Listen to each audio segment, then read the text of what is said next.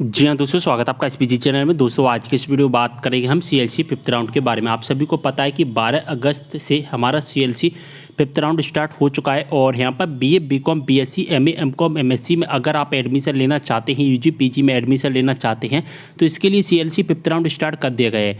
इसमें एडमिशन की पूरी प्रक्रिया है जो मैं आपको समझाने वाला हूँ आज के इस वीडियो में, ठीक है।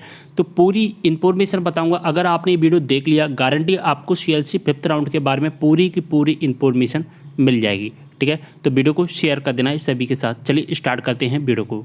जैसा कि देख पा रहे हैं सीएलसी फिफ्थ राउंड का मैंने यहाँ पर पूरा टाइम टेबल है जो कि डाउनलोड कर लिया है और आपके सामने दिखाई भी दे रहा है पूरा का पूरा टाइम टेबल। अब दोस्तों यहाँ पर आपको क्या करना है और क्या नहीं करना है सारी जानकारी बताऊंगा। जैसा कि देख पा रहे हैं यहाँ पर फर्स्ट कॉलम स्नातक का है यानी कि यूजी का है और सेकंड कॉलम यहाँ पर स्नातकोत्तर का है यानी कि पीजी का है, एमए, एमकॉम, एमएससी का है। अब दोस्तों यहाँ पर आपको क्या करना है, 12 अगस्त से आपका स्टार्ट कर दिया जाएगा। आप सभी को पता है 12 अगस्त से स्टार्ट कर दिया जाएगा यूजी के लिए, ठीक है। और पीजी के लिए स्टार्ट किया जाएगा 13 अगस्त से, ठीक है। 13 अगस्त से 17 अगस्त तक चलेगा और 12 अगस्त से 16 अगस्त तक हमारा चलने वाला है। अब दोस्तों इस दौरान आपको क्या क्या करना है, आपको यहाँ पर दो काम करने हैं। एक आपको रजिस्ट्रेशन करना है और एक आपको चॉइस फिलिंग करना है।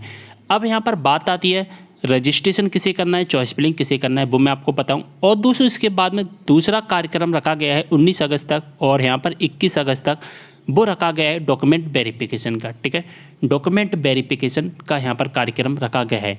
अब दोस्तों यहाँ पर तीन चीज़ें होती हैं इंपॉर्टेंट। एक रजिस्ट्रेशन होता है, चॉइस फिलिंग होता है, डॉक्यूमेंट वेरिफिकेशन होता है, ठीक है।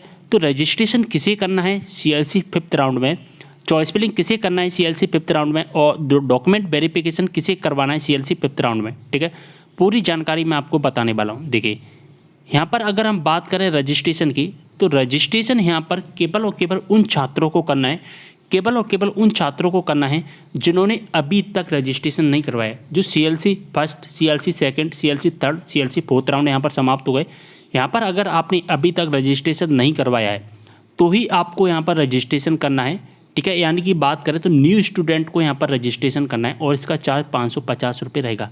जो ओल्ड स्टूडेंट हैं, ओल्ड स्टूडेंट को यहाँ पर रजिस्ट्रेशन करने की कोई भी आवश्यकता नहीं है।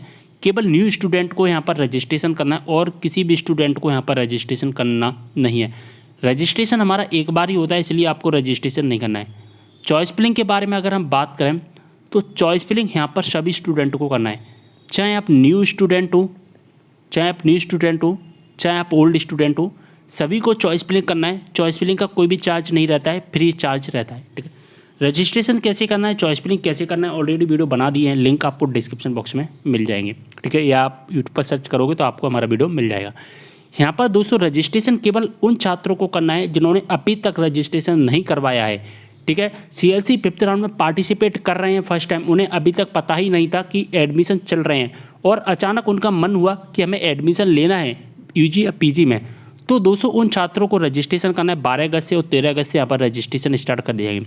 लेकिन चॉइस फिलिंग उन सभी छात्रों को करना है जो नए रजिस्ट्रेशन कर रहे हैं, यानी कि जो न्यू स्टूडेंट उनको तो रजिस्ट्रेशन करना ही है, साथ ही उन स्टूडेंट को भी करना है जिन स्टूडेंट का अभी तक एडमिशन नहीं हुआ है, यानी कि उन्होंने रजिस्ट्रेशन तो पहले करवा लिया था, first, second, third, fourth round में किसी भी राउंड में रजिस्ट्रेशन करवा लिया था, चॉइस फिलिंग भी करवा ली थी, सारी प्रोसेस कर ली थी, लेकिन किसी कारणवश उनका एडमिशन नहीं हो पाया है अभी तक। अगर आपका अभी तक एडमिशन नहीं हुआ है, ठीक है, आपका अभी तक एडमिशन नहीं हुआ है तो यहाँ पर आपको चॉइस फिलिंग करना पड़ेगा इस राउंड में। यानी कि अगर आपको सीएलसी फिफ्थ राउंड में एडमिशन लेना है तो सीएलसी फिफ्थ राउंड के लिए आपका नया चॉइस फिलिंग करना ही पड़ेगा, ठीक है। यहाँ पर बात समझ में आ गई होगी आप सभी को। चलिए अब यहाँ पर हम बात करेंगे डॉक्यूमेंट वेरिफिकेशन की, कि डॉक्यूमेंट वेरिफिकेशन किसे करना है। तो डॉक्यूमेंट वेरिफिकेशन केवल एक बार होता है, जैसे हमारा रजिस्ट्रेशन एक बार होता है, ठीक उसी प्रकार से हमारा डॉक्यूमेंट वेरिफिकेशन भी एक बार होता है। सबसे पहले हम बात करेंगे न्यू स्टूडेंट की। अगर आप न्यू स्टूडेंट हैं तो आपको रजिस्ट्रेशन कर लिया होगा इस राउंड में, चॉइस फिलिंग कर ली होगी और डॉक्यूमेंट वेरिफिकेशन भी करना पड़ेगा। अब दोस्तों न्यू स्टूडेंट के लिए एक बात बता देना चाहता हूँ, न्यू स्टूडेंट के जो डॉक्यूमेंट वेरिफिकेशन होते हैं वो 2 दिन के अंदर ऑटोमेटिकली हो जाते हैं। आपको डॉक्यूमेंट वेरिफिकेशन करने के लिए कहीं पर जाने की आवश्यकता नहीं पड़ती है और जैसे ही आपका डॉक्यूमेंट वेरिफिकेशन हो जाता है रजिस्ट्रेशन चॉइस फिलिंग करने के 2 दिन के अंदर, तो आपके रजिस्टर्ड मोबाइल नंबर पर एक मैसेज आता है कि आपका डॉक्यूमेंट वेरिफिकेशन सत्यापित हो चुका है, यानी कि फिर आवेदक इस तरह से आता है फिर अभी तक आपका दस्तावेज सत्यापन संपूर्ण हो चुका है, इस तरह से लिखकर आता है।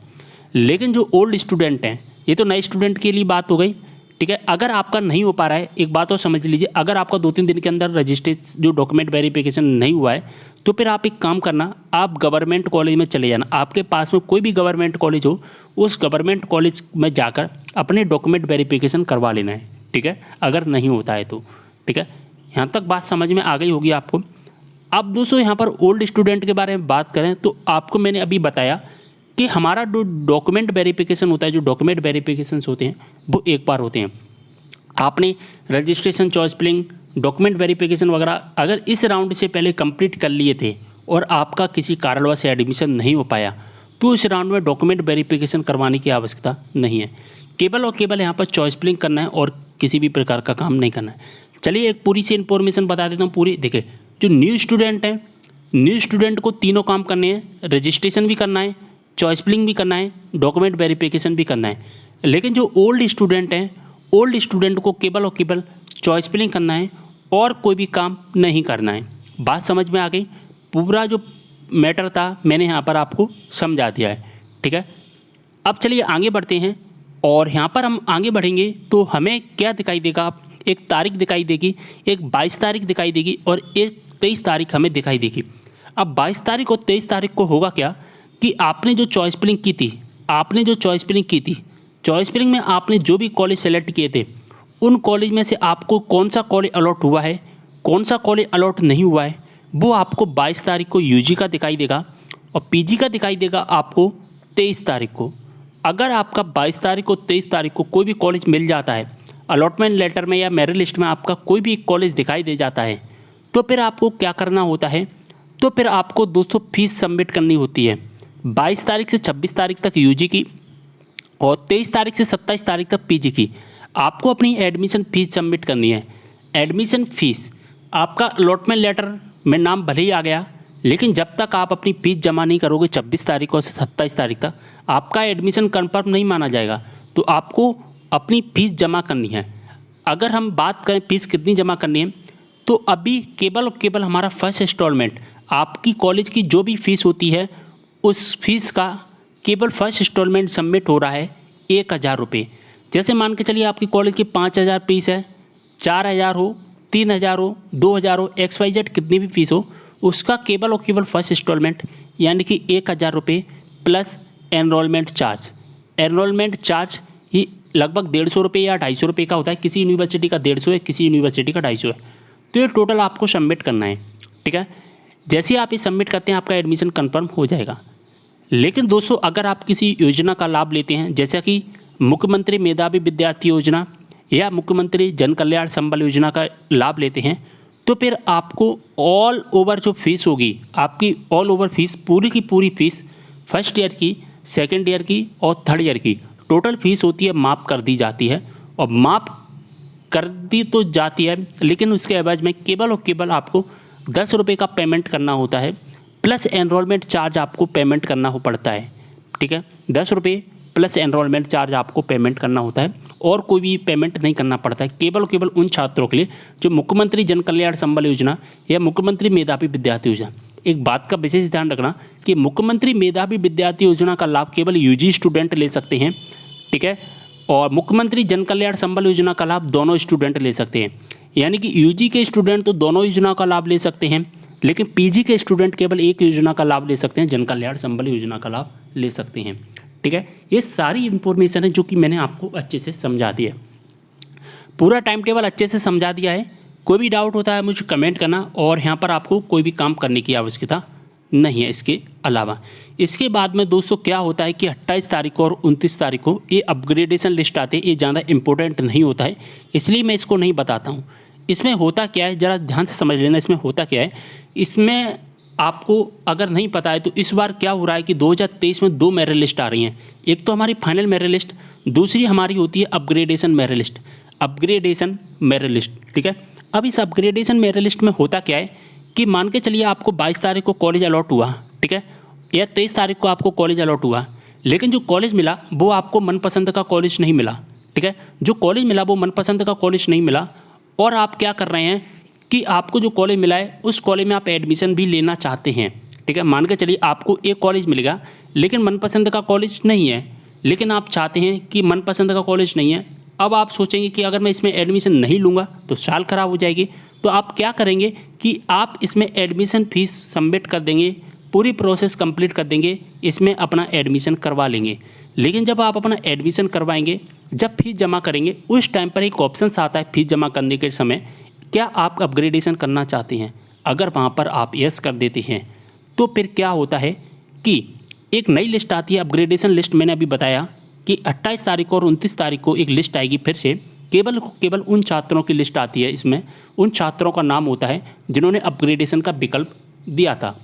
अपग्रेडेशन का विकल्प में क्या होता है कि आपने जो चॉइस फिलिंग की थी, चॉइस फिलिंग में से आपको 22 तारीख को मान के चलिए कोई एक कॉलेज मिला, लेकिन मनपसंद का कॉलेज नहीं था, लेकिन आपने फिर भी एडमिशन ले लिया, आप रिस्क नहीं लेना चाहते थे। फिर आपने अपग्रेडेशन का विकल्प दे दिया। हुआ क्या कि फिर से आपकी लिस्ट आई 28 तारीख को और आपने चॉइस फिलिंग की थी, उसमें से आपको अब की बार मनपसंद का कॉलेज मिल गया, यानी कि बी आपका मनपसंद का कॉलेज मिल गया। तो अब आपको क्या करना होगा, अब आपको क्या करना होगा कि आपकी जो एडमिशन फ़ीस है जो आपने सबमिट की थी वो आपकी ऑटोमेटिकली ट्रांसफ़र यहाँ पर कर दी जाएगी।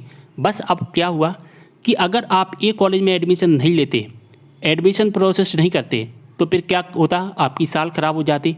लेकिन आपने रिस्क लिया, रिस्क लेकर आपने क्या किया, अपग्रेडेशन का विकल्प दिया, तो आपको दूसरा कॉलेज मिल गया। बस अब आप इस बात का भी विशेष ध्यान रखना कि आपको ये एक कॉलेज मिल तो गया अपग्रेडेशन लिस्ट में, लेकिन बाई चांस कॉलेज नहीं भी मिलता है, इस बात का विशेष ध्यान रखना। यानी कि अपग्रेडेशन में आपको मनपसंद का कॉलेज मिल भी सकता है, नहीं भी मिल सकता है, दोनों चीज़ें हैं, रिस्क है, ठीक है। रिस्क है, ये आप पर डिपेंड करता है, आपको अपनी साल ख़राब करनी है या रिस्क लेना है, या रिस्क लेकर आपको अपना एडमिशन कंप्लीट करवाना है, ठीक है। ये आप पर डिपेंड करता है। इसलिए मैं आपको इस चीज़ के बारे में नहीं बताता हूँ, क्योंकि ये ज़्यादा इम्पोर्टेंट नहीं होता है स्टूडेंट के लिए। और अगर मैं आपको ये समझाता भी हूँ तो आपको समझ में नहीं आता है काफ़ी स्टूडेंट को। लेकिन अगर मेरा ये समझाने का तरीका अगर आपको अच्छा लगा और आपको बेटर समझ में आ गया हो तो लाइक कर देना, सब्सक्राइब कर देना और कमेंट करके ज़रूर बताना कि आपको जो मैंने समझाया है वो समझ में आया है या नहीं आया है। वैसे मैंने आपको पूरा टाइम टेबल अच्छे से समझा दिया है। अगर आपको कोई भी डाउट हो कमेंट करना, इंस्टाग्राम पर भी फॉलो कर लीजिए, लिंक आपको डिस्क्रिप्शन बॉक्स में मिल जाएगा। जो भी आपके डाउट इंस्टाग्राम पर डीएम द्वारा पूछ सकते हैं। मिलते हैं अगली वीडियो में एक और जानकारी के साथ, तब तक लिए बाय।